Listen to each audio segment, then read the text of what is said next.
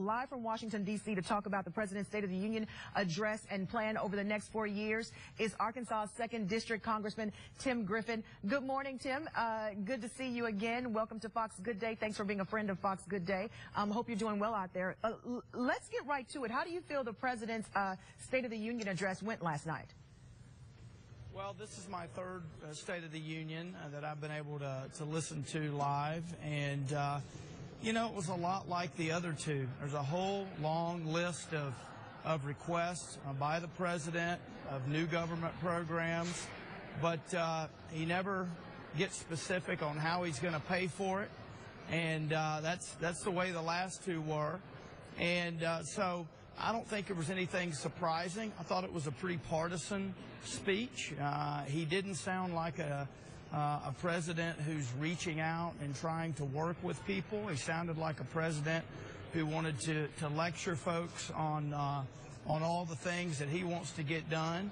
And, you know, so we'll look through it and see if there's some common ground. But, you know, there's a history here. There were two other speeches since I've been up here, and he gives an incredible speech. This guy can deliver a speech, but the follow-up is always poor.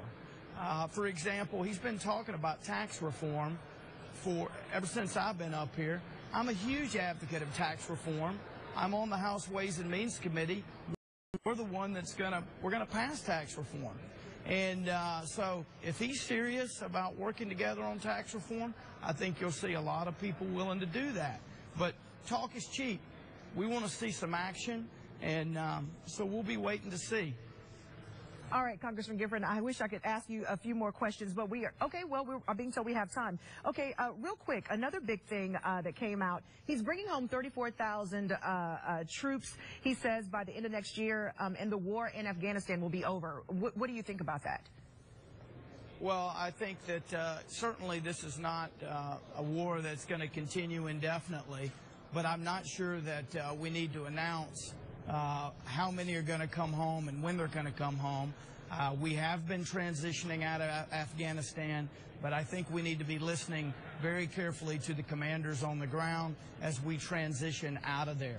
But I think we all recognize that we're not going to be in Afghanistan forever, but we do need to have sufficient capability there to continue, to be frank, to kill terrorists that threaten the United States. And before we get out of here, real quick, Washington promises to work together all the time. We really don't see that happening. What do you see here, real quick? Are both sides going to come together to make some things work? Well, I think sometimes it's great when people come together. We certainly need to look for common ground. But, you know, where we disagree, we need to stand firm. I think that, you know, I wish there would have been a little bit of gridlock when Obamacare was being considered, and then it wouldn't have passed. So sometimes Washington works together for good. Sometimes they work together and we get really bad legislation. So we need to pick and choose, and where we can find common ground that's good for people, we should work together. I'm working with No Labels, a group that's just having meetings and letting Republicans and Democrats talk. I disagree with a lot of my colleagues on the other side of the aisle, but I'm always willing to sit and talk. I sat with Congressman Scott Peters of California last night, a Democrat, and, you know, we chatted. We disagree on a lot of stuff, but never have a problem chatting with folks and listening. And, you know, I invited him down to Little Rock.